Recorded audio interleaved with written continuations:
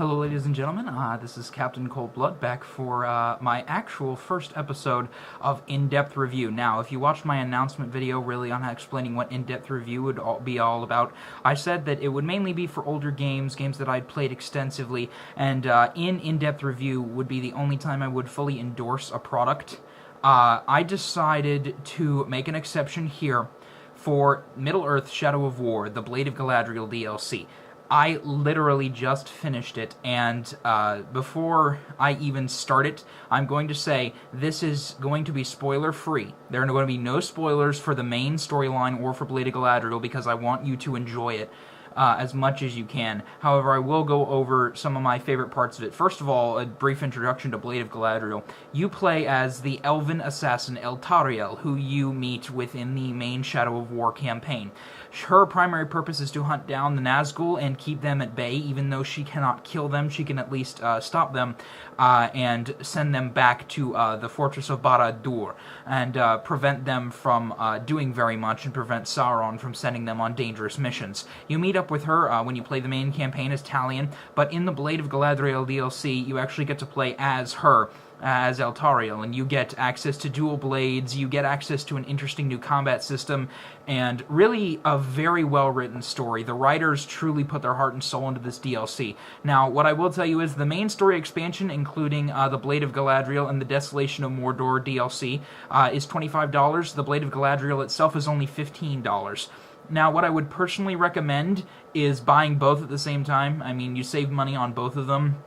You save about $5, and every penny counts. So, personally, if you're going to buy them already before you even watch this video, I would recommend buying both of them in the story expansion. But what I will say about the Blade of Galadriel DLC is, first of all, about Eltariel herself. The combat system has not really changed that much. However, if you've played the Bright Lord DLC for Middle-earth: Shadow of Mordor, you notice that as you play as Celebrimbor, your abilities are somewhat lessened. You don't have all of the abilities of Talion. The same is here for Blade of Galadriel. Some abilities that I were desperately missing was the Hammer of Eregion ability, which allows you to vault stun. It allows you to freeze an enemy as you vault over them. Another ability I was really missing was the elemental abilities, but more on that later. But I will say you cannot easily hit enemies with elemental attacks, and most of the weapons are locked off. So what I will say about the brand new combat system, first off, you're dual wielding. Yes, you can have two swords. There are a host of new execution attacks you can have. I mean, that was one of my major gripes with the first game that I'll say in my in-depth review of that. In the first game there were tons of executions. It was cool. You could do them all the time. And in Middle-earth: Shadow of War, there were not really many variations on it. There were a few, such as removing limbs, but really there was no variation. There were no new executions as far as I could tell. There are a few new brutalize attacks, which are what you'll see far more often in the game. Something else I also forgot to mention, brutalize now no longer can frighten tons of enemies at once. It can only frighten two at a time, unfortunately. Meaning, if you put a ton of points into brutalize into the upgrade Reckless Hate, and you relied on brutalize scattering enemies completely, as one friend who watches me play the game knows I like to do, then your strategy is going to have to adjust. The main problem with Blade of Galadriel is adjustment. It only took me about an hour and a half to fully adjust to the new system and get it down pat to where I had a system to defeat any orc. But I will say the adjustment is rather annoying at first. But what I will say about the brand new combat system is the light ability. Now, the ability to put people on fire with the Light of Galadriel. If you notice in the campaign, she protects you from one of the Nazgul with this light, and she can shoot light arrows at the Nazgul. Well, this ability passes to you, and instead of throwing daggers, a rather interesting ability is you can hit enemies with light continually. Eventually, they'll become so infused with light that they will be blinded. And if you throw a dagger at a blinded enemy that is a grunt, it will disintegrate them completely. completely, and it will do major damage to a captain once they become blinded. Now, there are a majority of upgrades you can get that'll make your light more effective. You can turn light essentially into force lightning with a cone of effect. You hold your hand out in an area of effect in front of you, enemies slowly become greater in light. They can become infused with light. Your Elven Slam attack that normally would be elemental can also be infused with this. The healing ability that you use, you no longer drain enemies for health. You have to hold down Y, and you will slowly begin to heal yourself, and then you will pulse. You can either upgrade that with a shield that can absorb a single hit, pretty useless to me, or you can upgrade it with constant pulsing light energy that will get enemies in a large radius. So really, there are many ways to infuse your enemies with light. You can do this also with some of your weapons, with some of the Lightbringer legendary sets. And really, that's the main focus of it. Executions are useful and all that, but really you want to be going for light attacks. And I gotta say, igniting multiple Uruks is fun. Just slapping over a ton of Uruks in a single shot, if you can get a chain going, is really, really cool. You can just wipe out multiple Uruks at once. So yeah, the new light system is confusing at first, but once you get the hang of it, I mean, you can wax any captain pretty easily. Moving on to the captains, let's talk about the orcs in this one. Now, one of the most fun things about Shadow of War is the ability to find other orcs that are randomized through the Nemesis system. The Nemesis system is probably one of the most interesting NPC systems I've ever seen. Every orc is randomized. Everything that happens is randomized. No two players have the exact same experience. A couple of orcs are solid. A couple of things are set in stone, but really nothing is exactly the same for any player. But in this game, there are still randomized captains. However, I will tell you right now, without spoiling anything, you cannot dominate orcs. You cannot dominate orcs in this. And at first I was like, okay. I will tell you one detriment of it. You will lose all motivation to hunt any captains other than the ones that have been scripted and put into missions. Because there's no point. You're just going to kill them anyway. Unless you really just enjoy killing random captains, there's no reason to go after them. They don't give you gear. If they give you a gem, I mean, you find billions of those in this game. There's not really a purpose to hunting the common orcs, even though there's a full army of them out there. Now, that is the only bad point. Don't let that turn you away from this DLC. I absolutely loved this DLC.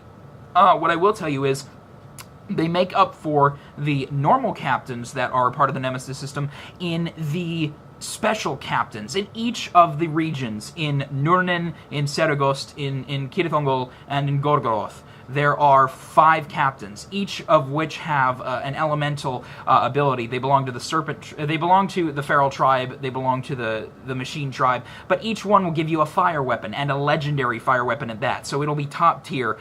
So you won't earn gear as slowly as you will in Shadow of War's main story. You'll earn legendary gear immediately, and if you complete certain rather ridiculous challenges, then you'll be able to upgrade the gear. And of course, each one is colored differently. For example, the fire gear is black with red accents, which really looks beautiful. The Lightbringer gear is beautiful white and gold. The Icebringer is like white and gray, a nice perfect example. So you get the aesthetic changes, but also with these certain weapons like freeze pinning an enemy, freezes them completely, sets them frozen, and you can do extra damage to them during that time. And some captains are vulnerable to freezing, whereas others are like immune to it. One of the most annoying things you can run into is a captain who's immune to light. And that really crimps your style unless you have a specific weapon to deal with him. That's why it's important to try to get all the weapons as quickly as possible so you're covered. The worst part about the progression system through getting the randomized gear is that you have to fight a certain set of captains. You cannot fast travel to a region unless you are told you need to go there, which means each of the 4 regions, you need gear from the other 3 regions to easily beat the first 5 bosses to get your first set of legendary gear, the Beast Tamer gear. You have no access or ability to get that extra gear. You can't systematically take it down. In the first act, or in the first 2, I would have to say the first area, you virtually have to just say, I'm going to have to grin and bear it and defeat these orcs and just do whatever, and get this legendary gear. And from then on, it becomes progressively easier to beat them, because one captain in the third area might be vulnerable to ice, one might be vulnerable to poison, and you have those abilities then, and it makes the end of the game a whole lot easier. And that's what I gotta say. The difficulty actually curves downward. I don't play on Gravewalker or Nemesis difficulty. I prefer to enjoy the story in my first run. Maybe I'll play Nemesis. I will not play Gravewalker because I know how ridiculous it is. But the Nemesis difficulty may be worth it to some players, but I will tell you the early parts of the level, the early parts of the DLC are brutal, because some of the captains, I literally had to fight one captain for 20 minutes because he was weak to one thing, and that was fire, and he had a shield. And you know how tough guys that have metal shields are to, trying to set them on fire, because they just, they block it, and you have to hit him from behind, and it took me forever to wax him, because he was also a vault breaker, and he was immune to light, and executions, and everything else, and I had no elemental attacks to deal with him. But that's my little sob story to show you guys. Really, it's going to be difficult in the beginning of the game, but if you stick with it, it's going to be beautiful. And back to, the whole orcs, you are able to meet up with these other orcs that pledge themselves to you. I gotta say, some of my favorites have to be Flock, Flint, and Torque. It's Flint and Tinder. Flint and Tinder. Flock, Flint, and Torque Tinder. They're blood brothers. They both love explosives. They're hilarious. They're awesome. One of my favorites also has to be the Thrall, who is a thrall of Shelob, the spider. So as in the main story, she kind of fades out after the second act, or right before the second act, when you get the Ring of Power back from her. I've got to say, you really don't see much more of her, but from this Thrall, you see a little bit of her character. Then, of course, one of my favorites, probably my absolute favorite, even though I love Flint and Tinder, has to be the Enchanted one. The Enchanted. He's absolutely enthralled with you. He loves you. You're the first elf he's ever seen. Really, it's just absolutely beautiful. The writing for these orcs, they're all scripted. They're not randomized. Everybody gets the same orc. But the writing for every single one of them is amazing. Personally, like I said, the Enchanted is absolutely overjoyed at seeing a first elf. He pledges himself to you. It's really rather interesting. If you're a fan of the films, then Lady Galadriel gets a little opening at the beginning, essentially giving you your ward, and instead of Celebrimbor's voice in Talion's head, you now get Galadriel's voice in Eltariel's head. That is a weird combination. Point is, you get a little bit of Galadriel for the movie fans. For the game fans, you get very good writing for the orcs. And I have to say, the time period that this takes place, if you know what I'm talking about from this, it takes place at the beginning of the Shadow Wars and ends at the end of the Shadow Wars. So if you have not beaten the Shadow Wars yet, if you decided to hold off on that, I would recommend, before buying and playing the Galadriel DLC, I would recommend that you beat the Shadow Wars first. I may do that with my stream of it, but for another person that's watching me play the game, I may not. It depends on what I decide, but personally, I would choose to beat the Shadow Wars first, so I get the real ending of the game. I know it's a problem for some people that the Shadow Wars exists, but personally, if you want the full story, you should know how it ends before you play Blade of Galadriel, because the ending of the Blade of Galadriel DLC, the final fight, is right at the end of the Shadow Wars. And if you've beaten the game, you know what I'm talking about, and if you don't, if you haven't beaten the game, then you're in for quite a treat, because the emotional punch of the final fight of Shadow of War and the Blade of Galadriel DLC, the emotional punch it gives you is just amazing. That is the thing I'm still feeling right now. I literally just beat the game, as I said. So the final emotional punch it gives you is just, it cannot be overstated. It's rather strong, especially if you become attached to characters. I personally become very attached to characters. In video games and stories, I get easily attached. That's why, that's why it affects me so much. But really, I cannot recommend Blade of Galadriel high enough. If you're interested in time, how long it'll take you. On normal difficulty, it will take you about 4 to 5 hours to beat. Now, that doesn't sound like too much, but considering how much of the game you actually get to do, you actually get to go to all 4 regions, you get to fight Nazgul at the end. That's not the full ending, but you get to fight Nazgul during the ending of the game. You get to meet all these amazing orcs, you get this brand new skin, you get all these legendary sets, you get this new world, this new sandbox to play in pretty much with Eltariel's new abilities. You can't dominate orcs, so that kind of takes the value out of it a bit, because there's no real reason to keep going after you've earned all the legendary sets and beaten the main campaign.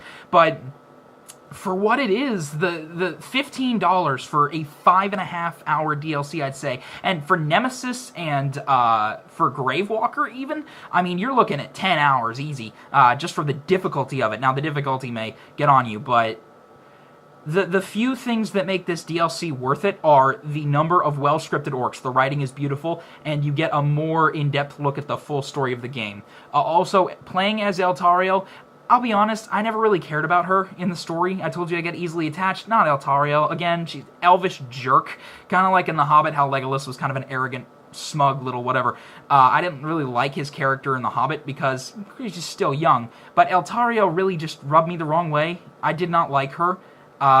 Even though I'm kind of a do-what-needs-to-be-done kind of guy, I didn't like her at all. But then, playing this DLC, the ability to play as her was interesting, it was new, it was fresh, and her abilities totally made it worth it. The new light combat system was amazing. I was very fluidly running around, igniting certain orcs, disintegrating them, and just absolutely demolishing everyone, and it felt as good as getting a full legendary set on your main game and just demolishing a fort with, like, ultra-powerful captains. It felt like that level of good. So if you know what I'm talking about, the Blade of Galadriel DLC is definitely for you. Again, I will say I wanted to avoid spoilers in this. I may post a spoiler video after this, but what I will say is, the Blade of Galadriel, is it worth your money? For $15, yes. You get virtually a whole nother act in the game. You get essentially what is half the length of the Shadow Wars. You get a brand new look into the story. For fans of the films, you get the Lady Galadriel. I'll discuss some of my finer points of discomfort in my spoilers video, but for those of you that have not played the game yet, or have not bought the DLC yet, if you've beaten the main game and gotten all the way to the end of Shadow Wars, then go buy the Blade of Galadriel DLC right now. I fully endorse it. It is a wonderful expansion. In fact, I think it's one of the best expansions for any game that I've ever seen. And if you're thinking about playing it before you beat the Shadow Wars, that's fine. But I feel personally that it won't have as emotional of an impact. So, thank you guys for listening to this in-depth review of Middle-earth: Shadow of War, the Blade of Galadriel DLC. I hope you enjoy playing it. I hope you enjoy the game itself. The combat system is wonderful. So, really, this expansion pack opens up a brand new world and allows you to explore Mordor in ways that you never would have thought possible. So, thank you very much, and have a good night, guys.